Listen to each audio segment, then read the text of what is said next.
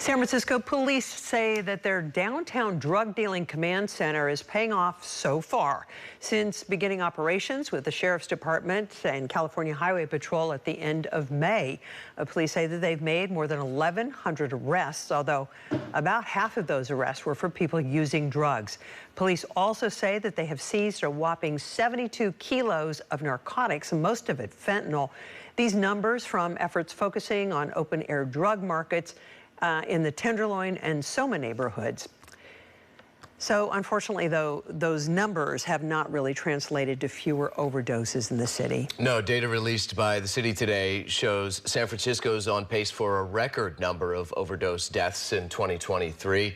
That's even more than the previous high set during the pandemic in 2020. KRON 4's Dan Kerman joins us now with more on these concerning revelations. Good evening, Dan. Good evening. City officials are saying tonight they believe the stigma around substance abuse is keeping those addicted to opioids from coming forward and seeking treatment so they can recover.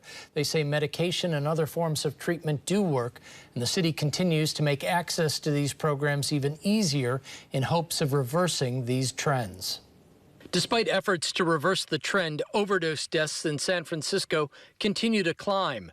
In July, there were 74. In August, that number climbed to 84. It is a tragedy that is unfolding every day. We had nearly 3 deaths a day in August in San Francisco due to overdoses, 80%. At least 80% of which, based on prior data, we know are due to fentanyl. San Francisco Public Health Director Dr. Grant Colfax says, despite the sense of hopelessness and despair, those addicted and their families and friends must know there is a way out. The key things we want people to understand is that recovery is possible. Treatment is available through a number of sites across the city, that we have evidence-based treatments, and that we are doing everything we can to prevent more overdose deaths. Health officials say they've already expanded outreach as well as services and treatment programs. Now they've launched this overdose dashboard that will not only track overdose deaths in the city, but overdose 911 calls and substance use services, such as what medications are being used to treat addiction and to reverse overdoses. This year, we have passed out more than 73,000 naloxone doses.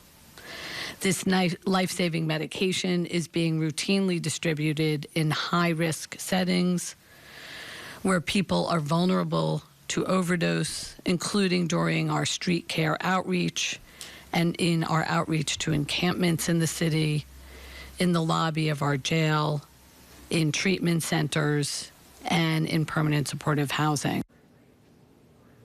City officials say the overdose trends identified in the dashboard will help guide the city's response to the crisis as it relates to expanding services and considering new strategies. In the newsroom, Dan Kerman, KRON 4 News.